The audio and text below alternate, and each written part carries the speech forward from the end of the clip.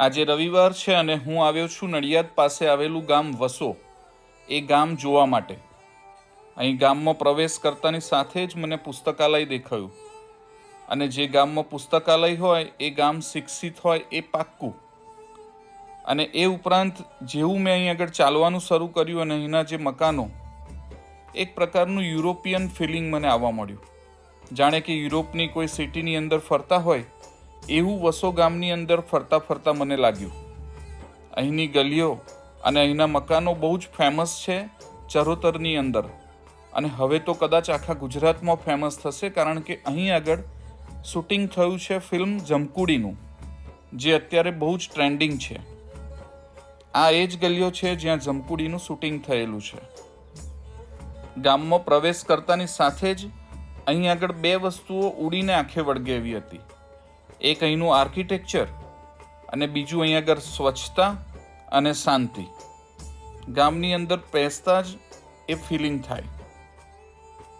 અહીંના મકાનોની આર્કિટેક્ચરની સ્ટાઇલ બહુ જ અલગ છે. કદાચ અહીં આગળ ગાયકવાડ રાજ હતું. મેં ઇન્ટરનેટ ઉપર આના વિશે વાંચવાની બહુ કોશિશ કરી, પણ બહુ ડિટેલની અંદર મને કોઈ માહિતી મળી નહીં.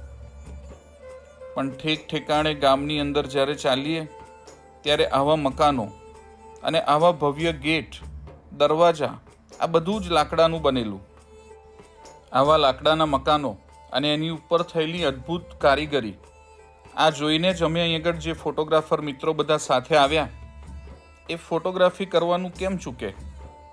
વસોમાં બહુ જાણીતી બે હવેલી છે અને એમોની આ એક છે. બીજી હવેલી છે એ દરબાર ગોપાળદાસની, અને આ જે દેખાય છે એ વિઠ્ઠલભાઈની હવેલી.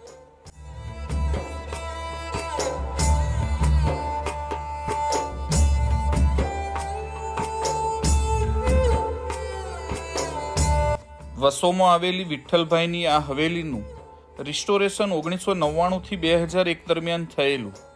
પણ તે છતાંય હજુ એવું લાગે કે અહીં આગળ પૂરેપૂરું કામ થયું નથી. જે છે એ જ અદ્ભુત છે. અમે અહીં આગળ ગામની અંદર અલગ અલગ એંગલથી આ હવેલીને જોવાનું નક્કી કર્યું. જ્યાં પણ જઈએ ત્યાંથી ખરેખર એનો વ્યૂ બહુ અદ્ભુત હોય. એના પિલર્સ ઉપર જે કારીગરી છે એ અત્યારે તો જોવા મળતી જ નથી. અને મારી સાથે આવેલા મિત્રોને તો થયું કે વિઠ્ઠલદાસની હવેલી છે તો આપણે અંદર જઈને જોઈએ, પણ એ શક્ય નથી. જો તમે પણ અહીં આગળ આવો તો એટલું મનની અંદર ચોક્કસ રાખજો કે તમે આ હવેલીની અંદર એન્ટ્રી નહીં લઈ શકો. અહીંના ગેટ્સ બંધ હોય છે અને તમારે બહારથી જ આની અદ્ભુત કલા કારીગરીનો નમૂનો જોઈને સંતોષ માણવો પડશે. હવે અમે નીકળ્યા જોવા માટે દરબાર ગોપાળદાસની હવેલી, જે વસોની સૌથી ફેમસ હવેલી છે. અહીં આગળ જ જમકુડી ફિલ્મનું પણ શૂટિંગ થયું છે. એટલું જ નહીં, પણ સેપ્ટની અંદર જે આર્કિટેક્ચરની કોલેજ છે એ કોલેજના સિલેબસની અંદર પણ આનું આર્કિટેક્ચર ભણાવવામાં આવે છે, આનું પ્લાન ભણાવવામાં આવે છે, જેથી કરીને વિદ્યાર્થીઓ પણ જ્યારે ગુજરાતની અંદર કશુંક સર્જન થતું હોય તો ગુજરાતની લોકશૈલી ભૂલી ના જાય. 20મી સદીની શરૂઆતમાં આ દરબાર ગોપાળદાસની હવેલીનું કન્સ્ટ્રક્શન થયેલું. અત્યારે તો એનું સારું એવું રિસ્ટોરેશન થયું હોય એવું અમને લાગ્યું, પણ કમનસીબે અહીં પણ પ્રવેશદ્વાર બંધ હતો. એટલે આને પણ અમે બહારથી જ જોઈને સંતોષ માણ્યો. અદ્ભુત કારીગરીનો નમૂનો લાકડા ઉપર જ્યાં જોઈએ ત્યાં જોવા મળે, અને એટલા માટે જ અમે આનો ફોટોગ્રાફી પોઈન્ટ તરીકે ઉપયોગ કર્યો. બહુ જ સરસ ફોટોગ્રાફી થઈ. પણ વસોની આ બે હવેલી જ શું કામ? અમારે તો આખું વસો ગામ જોવું હતું. અને અહીંની ગલીઓ ઉપર જ્યારે અમે ચાલવાનું શરૂ કર્યું ત્યારે મેં અગાઉ કહ્યું એમ ખરેખર અહીં એક પ્રકારના યુરોપિયન વિલેજીસની અંદર ફરતા હોય ને એવી ફિલિંગ આવવા મળી. અને કેમ ના આવે? અહીં આગળ અપાર શાંતિ હતી, સ્વચ્છતા હતી, અને એનાથી પણ વધારે અહીં આગળ જ્યારે ગલીઓ ઉપર ચાલીએ ત્યારે ખરેખર અમને એવું ફીલ થયું કે અહીં આગળ જમકુડી મૂવીના ડિરેક્ટરે કેમ અહીં આગળ શૂટ કરવાનું નક્કી કર્યું હશે. અહીંના વાઇબ્સ જ એવા છે. શાંતિ તો છે જ, પણ ક્યારેક ક્યારેક એ આમ ગુમનામ શાંતિ લાગે. અહીં આગળ જરા રહસ્યમય શાંતિ લાગે. ખબર નહીં કેમ, પણ મને એવું લાગ્યું.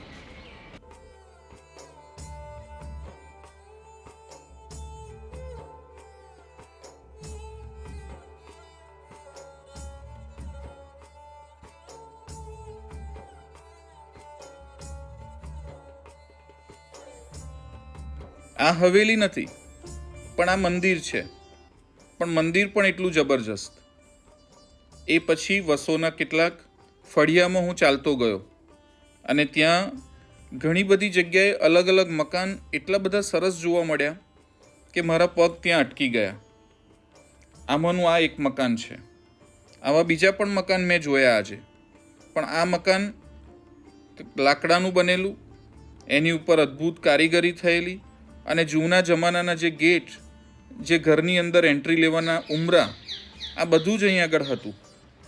અને એનાથી પણ વધારે ગામની અંદર જ્યાં જઈએ ત્યાં એક પ્રકારની શાંતિ, ક્યાંય રઘવાટ નહીં, ક્યાંય ઘોંઘાટ નહીં. વસો ગામની અંદર ચાલીને બધે ફરવાની એક અલગ જ મજા મને લાગી. જ્યાં જોઈએ ત્યાં આવા કાસ્ટના મકાનો અને એની ઉપર અદ્ભુત કારીગરી. અને એટલા માટે જ અમે અહીં આગળ પૂરતો સમય વસોની અંદર ગાળ્યો. મારું તો માનવું છે કે વર્લ્ડ હેરિટેજ સાઇટ તરીકે પણ વસોને રિસ્ટોર કરવા માટેની મૂવમેન્ટ થવી જોઈએ. તમારું શું કહેવું છે એ મને કોમેન્ટમાં કહેજો. કારણ કે જ્યાં આવા અદ્ભુત ગેટ હોય, જ્યાં ઉત્તમ કલા કારીગરીના લાકડા ઉપર થતા નમૂના હોય અને જ્યાં ગામની અંદર ચાલતા જ યુરોપિયન ફિલિંગ આવે એવી સરસ અદ્ભુત ગામની ગલીઓ અને આર્કિટેક્ચર હોય, તો એને પ્રિઝર્વ કરવાની એક મૂવમેન્ટ પણ થવી જોઈએ ને. તમે કોમેન્ટમાં ખાસ લખજો. હું હવે એવી જગ્યાએ જઈ રહ્યો છું જ્યાં મેં એક બોર્ડ વાંચ્યું. બહાર લખ્યું હતું કાચ બંગલો. નામ વાંચીને જ મને જિજ્ઞાસા થઈ કે આ કાચ બંગલો એટલે વળી શું. ચાલો જઈને જરા જોઈએ. હું ત્યાં પહોંચવા માટે નીકળ્યો, પણ રસ્તામાં ફરી એક વખત સુમસામ શાંતિ, અને હું પહોંચ્યો કાચ બંગલા ઉપર. અહીં મેં 2 જણને પૂછ્યું તો મને જાણવા મળ્યું કે આ મકાન બંધ છે. પણ આ મકાન ઉપર પણ જબરજસ્ત અદ્ભુત કલા કારીગરી હતી. વસોમાં ફરતા ઠેક ઠેકાણે અમને ભીંત ચિત્રો પણ બહુ જોવા મળ્યા. અત્યારે તો એવા ચિત્રો ક્યાંય ભીંત ચિત્રો તરીકે બનતા નથી, પણ નેચરલ કલર્સમાંથી બન્યા હોય એવું મને લાગ્યું. અને આ મકાનની તો ચારે બાજુ ભીંત ચિત્રો હતા. મેં એના કેટલાક ફોટોગ્રાફ્સ પણ લીધા, પણ એની સાથે સાથે કેટલાક અલગ મકાનો પણ જોવા માટે હું નીકળ્યો. અને આ જોઈને મને મનમાં એક પ્રશ્ન થયો કે અત્યારે અર્બન આર્કિટેક્ચર જે શહેરની અંદર થઈ રહ્યા છે, આવા કેમ નથી થતા? મકાન ભલે ને નાનું હોય, પણ એની ડિઝાઇન આવી થઈ શકે. રહેવામાં આરામદાયક અને વાપરવામાં બિલકુલ ખર્ચાળ નહીં. એકદમ હવા ઉજાસવાળું. સેફટીમાં પણ પહેલાંના આ મકાનો મેં જોયા ને, તો એ લોકો એનો પણ પૂરેપૂરો બંદોબસ્ત કરેલો લાગ્યો. એના દરવાજા જેટલા અદ્ભુત હતા, એને તોડવાનું કોઈને શું કામ મન થાય એવું મને લાગ્યું. 1.5 કલાક વસોની બંને હવેલી અને બાકીના બધા જ મકાનો અલગ અલગ ગલીઓમાં ફરીને અમે જોયા. હવે તો સવારે બહુ વહેલા અમે નીકળ્યા હતા, એટલે થોડી ભૂખ પણ લાગેલી. એટલે અમે ઘર તરફ જવા માટે નીકળ્યા. પણ રસ્તામાં છેલ્લે અમને ફરી વસો જેના માટે ફેમસ છે એવો ઉત્તમ આર્કિટેક્ચરનો નમૂનો એક અલગ મકાનમાં પણ જોવા મળ્યો, અને એ આ છે.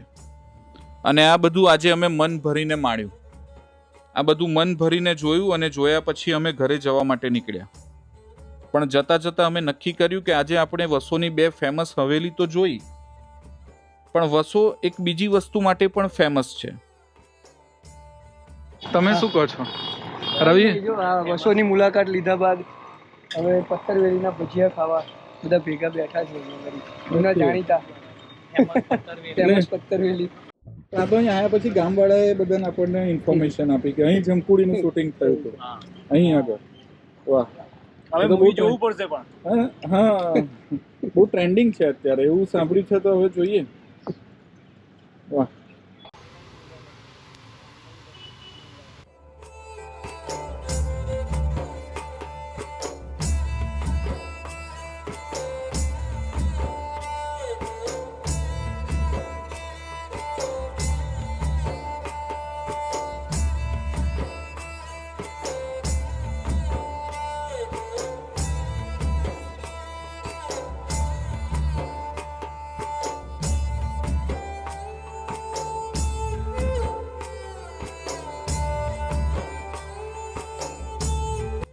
દરબાર ગોપાળદાસની હવેલીમાં અમે અંદર તો ના જઈ શક્યા, અને એટલે જ અમે ડ્રોન ફ્લાય કર્યું વસો ગામ ઉપર. અને આ જે નારિયેળી દેખાય છે એની આજુબાજુના જે મકાન છે એ જ હવેલી છે. બહારથી તો ટેરેસ એના પતરાવાળા બહુ સિમ્પલ લાગે છે, પણ અંદર એ અદ્ભુત હતા.